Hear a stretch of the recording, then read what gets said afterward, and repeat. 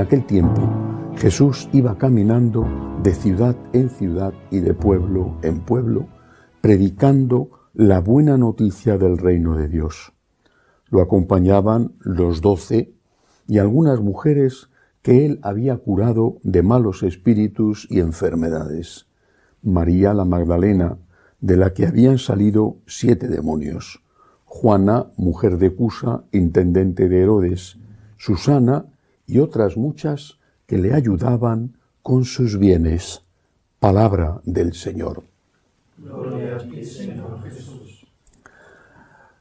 Hay evangelios que parece que enseñan menos cosas que otros, pero en cambio las cosas que enseñan son realmente importantes. Por ejemplo, este fragmento del Evangelio de San Lucas que acabo de leer.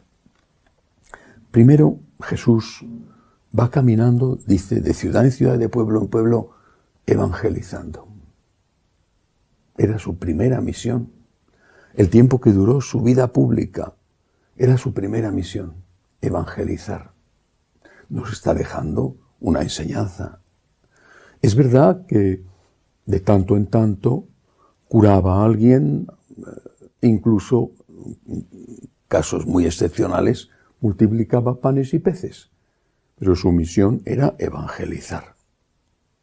No conviene olvidarlo para recordar cuál es la primera misión de la Iglesia, la primera misión del sacerdote, evangelizar. Anunciar el amor de Dios, anunciar la misericordia de Dios y anunciar la vida eterna. Dios existe, Dios te ama, Dios ha dado la vida por ti y hay esperanza. La muerte no es el final. Estarás con Dios si te acoges a su misericordia y pides perdón por tus pecados, y estarás lejos de Dios si mueres lejos de Él. Luego nos da un detalle este fragmento del Evangelio de San Lucas. Dice que les acompañaban algunas mujeres. Cita el nombre de algunas de ellas, porque termina diciendo y otras muchas. Es decir, iban los 12 y muchas mujeres, otras muchas mujeres. El Señor las une a la evangelización. No rechaza la labor de la mujer.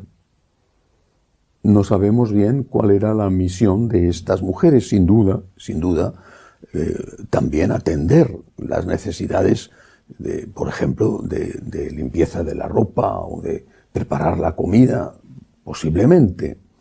Era una tarea que si ellos se dedicaban a la evangelización, alguien tenía que hacer.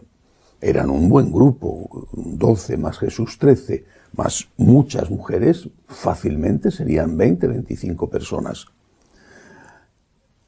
La mujer tiene un papel, y un papel en la evangelización.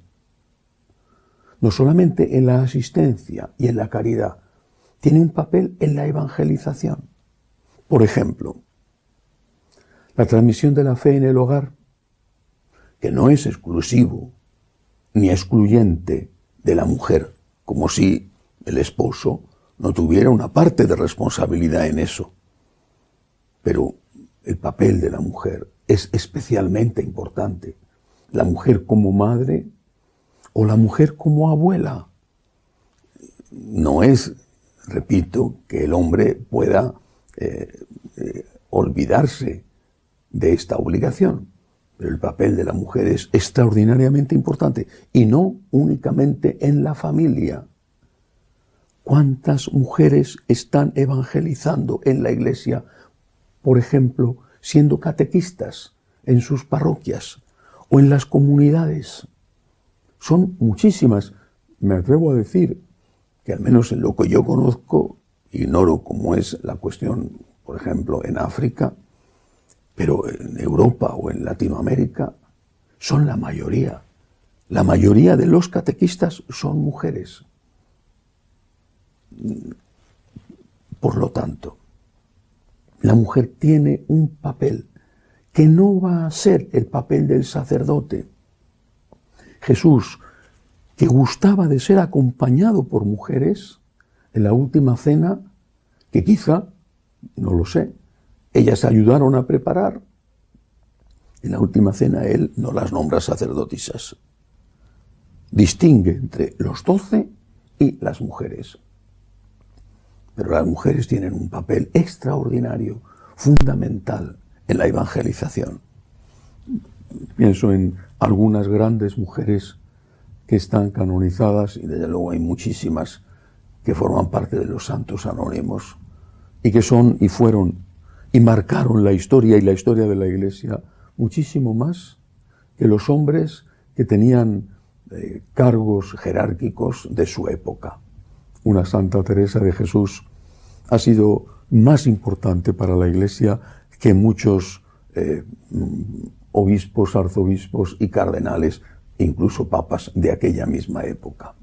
La mujer tiene un papel en la evangelización importantísimo. Es a una mujer, María Magdalena, a quien Jesús se le aparece primero y le da el encargo de que diga a los apóstoles que él ha resucitado. Otro detalle de este evangelio. Dice que estas mujeres, entre ellas había una que manejaba dinero. Dice que Juana, la mujer de Cusa, era el intendente de Herodes, es decir, su marido era el administrador del rey. Se supone que ella debía de tener acceso, al menos en parte, a los fondos de su esposo. En todo caso, dice que le ayudaban con sus bienes. Los apóstoles, el propio Cristo, lo habían dejado todo. Nuestro Señor durante 30 años, bueno, menos los años de la infancia, naturalmente, se había ganado la vida, había trabajado, había sido un profesional, un obrero. No sabemos con exactitud si en el taller de carpintería de su padre, aunque aquel concepto de carpintería en la época seguramente era más amplio que lo que hoy entendemos por carpintero. Bueno, en todo caso era un obrero, pero ahora ya no podía estar haciendo sillas o levantando muros como un albañil, que seguramente también lo hizo. Jesús ahora se dedicaba a evangelizar. Los apóstoles, ahí había habido de todo. Uno había sido un publicano, San Mateo. Otros habían sido pescadores. Se habían ganado la vida. Algunos honradamente, otros como San Mateo se había arrepentido de sus robos. Pero ahora ya no ingresaban dinero. Alguien les tenía que ayudar. Alguien tenía que costear su comida.